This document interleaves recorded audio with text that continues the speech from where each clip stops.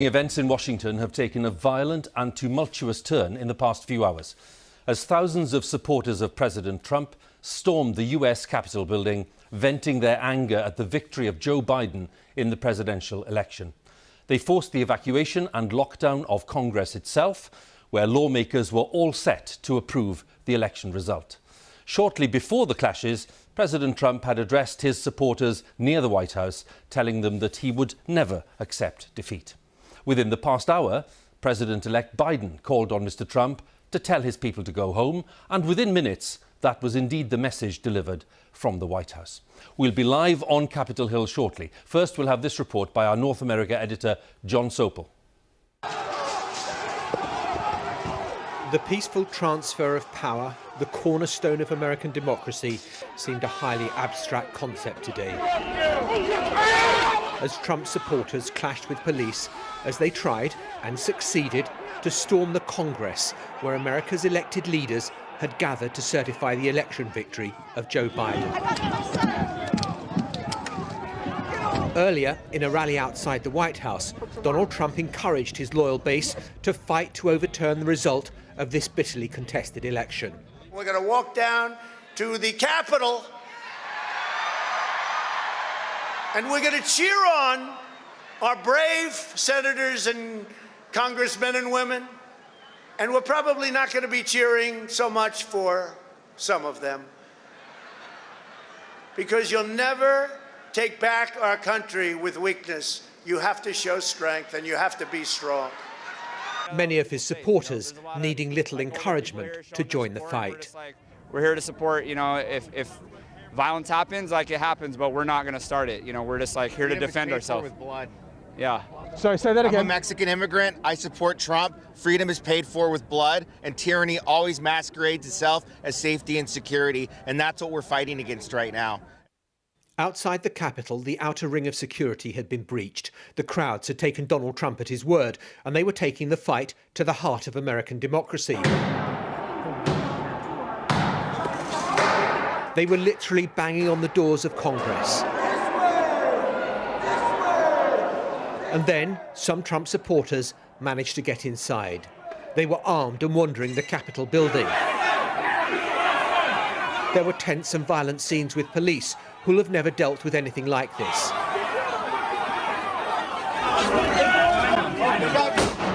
These pictures appear to show a woman protester being shot inside the Capitol building. A stretcher was sent in. She was later given CPR. A protester breached the inner sanctum of the chamber. The vice president had to be removed to safety by his Secret Service detail. And then the joint session was adjourned. Earlier, the Republican Senate leader, for so long a loyal lieutenant of the president, turned on him with this withering assessment. If this election were overturned by mere allegations from the losing side, our democracy would enter a death spiral. We'd never see the whole nation accept an election again. Every 4 years would be a scramble for power at any cost. And the vice president, who's officiating over this joint session and has shown Donald Trump near slavish loyalty, also said it was not his role to overturn the verdict of the people. My oath to support and defend the Constitution constrains me from claiming unilateral authority to decide which electoral votes should be counted. And he went on, the presidency belongs to the people and to them alone. And the president-elect has gone on television to warn that American democracy is under unprecedented assault. And he made this appeal.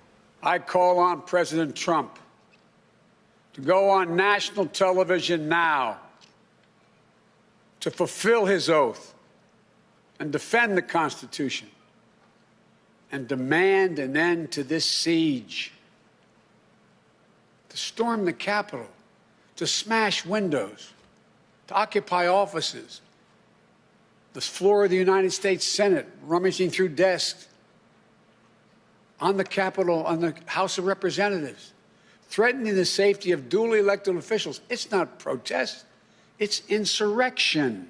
Donald Trump has spoken. He called on his supporters to stand down, but condemnation, there was none. This was a fraudulent election, but we can't play into the hands of these people. We have to have peace. So go home. We love you. You're very special. The chamber has emptied, democracy put on hold. Outside, they were scaling the ramparts, the mob for the moment in charge, believing they have the right to overthrow the will of the people. Tonight, the shining city on the hill, as America likes to describe itself, feels as though the light of democracy is flickering dangerously.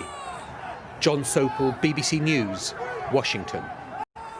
John's report there, we'll be talking to him in a short while, but these are the images now in Washington, D.C. Tonight, the president's message has been delivered. He's told people to go home. Some people have, but as we can see, there are plenty of people still around the Capitol Hill, still wanting to make their protests heard, still wanting to urge members of Congress not to ratify the election result. That's despite, by the way, Republican leaders on Capitol Hill saying that this protest is wrong. So those are the live images. What I'd like to do now is bring in two colleagues, one of them who's outside Capitol Hill there, Ali Makboul, and one inside who's Lebo Diseko. We'll come to Lebo in a second. But Ali, first of all, could you bring us up to date? What's happening there, and have the police drafted in more help by now? Well, there was a lull for an hour or so. There were hundreds of protesters all the way up the steps of the building on every side, right up to the doors of the Capitol. As I say, there was a lull. Just as you were watching that report, in the last few minutes, the police finally started to use sound bombs and some form of tear gas, and you might be able to make out that they've cleared one level of the steps outside the Capitol building. Still lots of people still here.